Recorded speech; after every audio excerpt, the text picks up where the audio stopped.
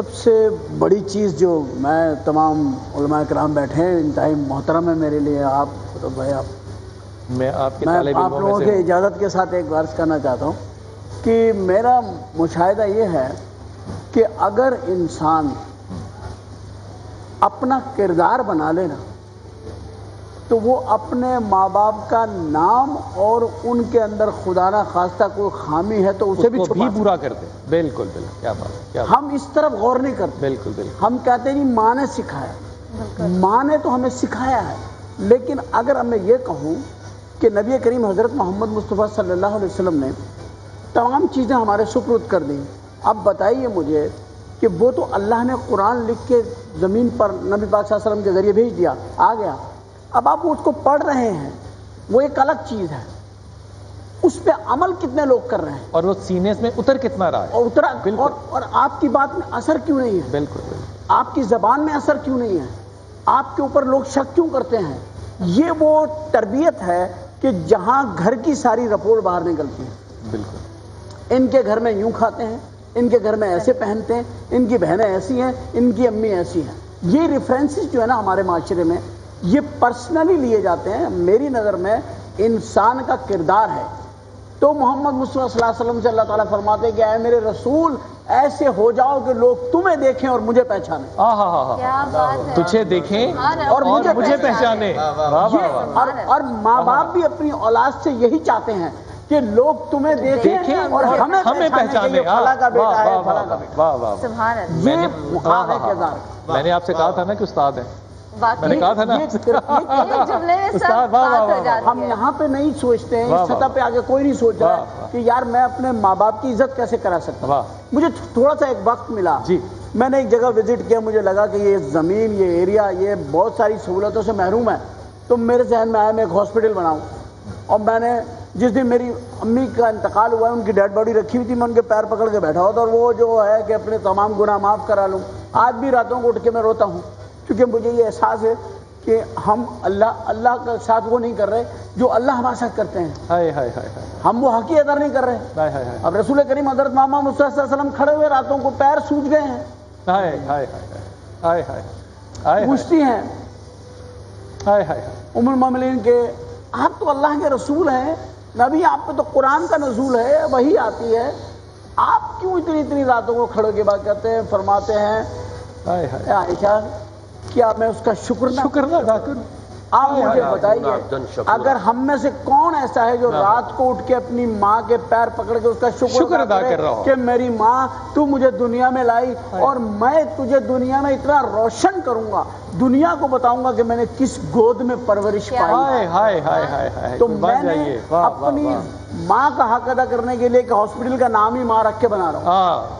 اور میری آرزو ہے کہ اللہ تبارک تعالیٰ یہ ایک اب تو بلڈنگ کمپلیٹ ہو جائے تو میری ماں تو نہیں ہے لیکن میں اس شہر کی جتنی مائیں اس روز جمع کر سکتا ہوں میں جمع کروں گا اور کسی بہت ہی سب سے ضعیف ایک کسی خاتون سے اس سے ابتدا کراؤں گا. کیا بات ہے، کیا بات ہے، کیا بات ہے، کیا بات ہے. کوئی منسٹر نہیں چاہیے مجھے، کوئی گورنر نہیں چاہیے، بات ہے، کوئی نہیں چاہیے. مجھے ایک بوڑھی سی ماں چاہیے جس نے اس قوم کو ایک اچھی اولاد دی ہو. اچھی اولاد دنیا میں چھوڑ کے جانا صدقہ جاریہ. اللہ ہمیں ایسا کر دے کہ ہم اپنے ماں باپ کے لیے صدقہ جاریہ بن جائیں. اب دیکھیں نا کہاں جا کر کے تربیتوں کو دیکھیں آپ. محمد مصطفیٰ صلی اللہ علیہ وسلم کو دیکھیں، اللہ کیا خواہش رکھ رہے ہیں ان سے کہ میرے رسول ایسے ہو جاؤ لوگ تمہیں دیکھیں اور مجھے پہچانیں. یعنی کہ تخلیق کار یہ چاہتا ہے کہ میری تخلیق کو لوگ پہچانے میرے نام سے. عمر بھائی یہاں پہ ایک سوال ایسے دل چاہ رہا ہے کہ عمر بھائی سے پوچھوں. آپ ماں کے نام کا ہاسپٹل بنا رہے ہیں، آج آپ کی ماں آپ کے ساتھ نہیں ہے، یقیناً مس کرتے ہوں گے، یاد کرتے ہوں گے، لیکن زندگی میں کیا عمر شریف اپنی ماں سے ناراض ہوا؟